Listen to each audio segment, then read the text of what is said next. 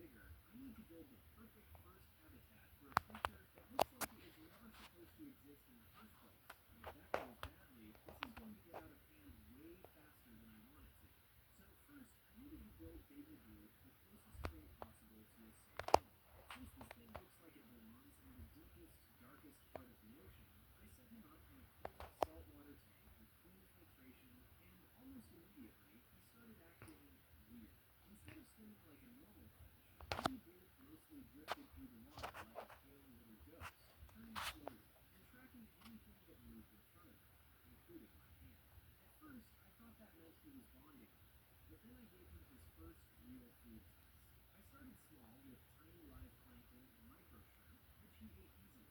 But the strange part wasn't that he was hungry, it was how he ate. Instead of chasing prey normally, Bloop would stay almost completely still, wait for food to move close, and then suddenly open his mouth into this giant round tunnel and suck everything nearby straight in. So I tried a few more tests.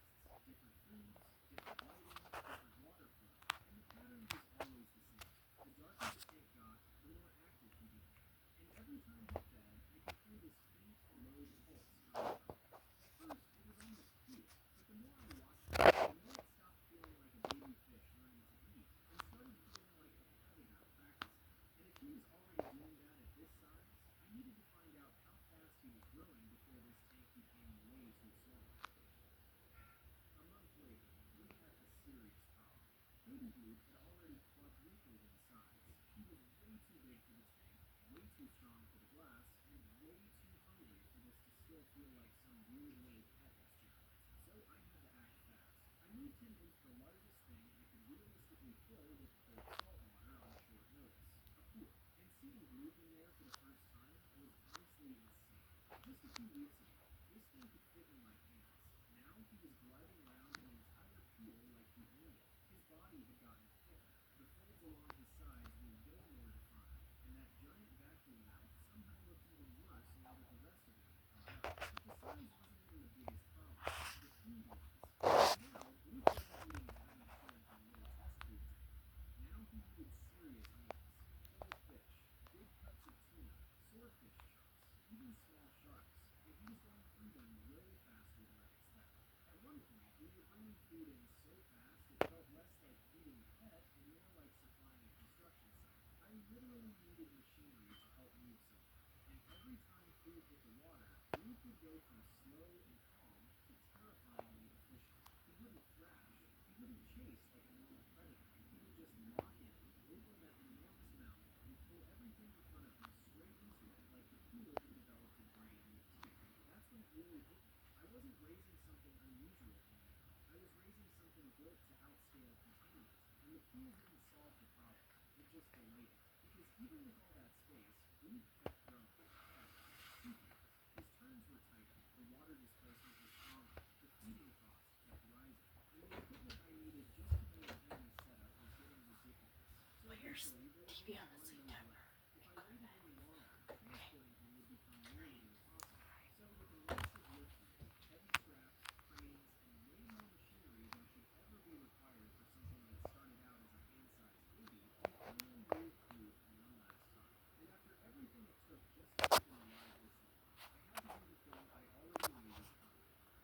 I had to release him into the ocean. Once Bloop hit the open ocean, control was over. That part was done. There was no more tank to upgrade, no more pool to expand, no more feeding schedule, no more deciding what he eats. The ocean took over from there, and Bloop grew into exactly what he always looked like he was going to become, an absolute monster. At full adult size, Bloop was colossal.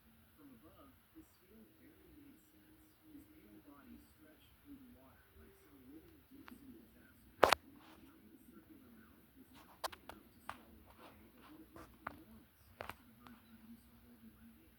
So to keep tracking him, I got into a helicopter and started monitoring him from the sky, and what I saw was unreal.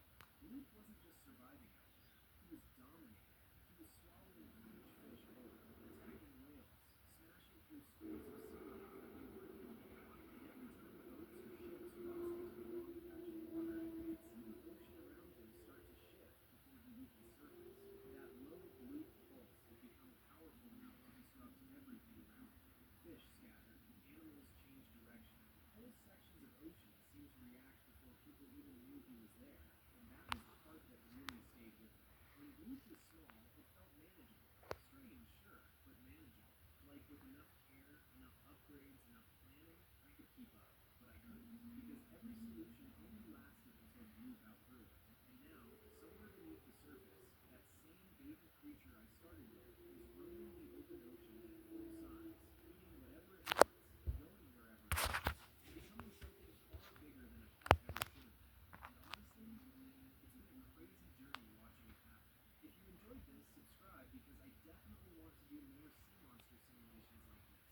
for watching, and I'll see you next time.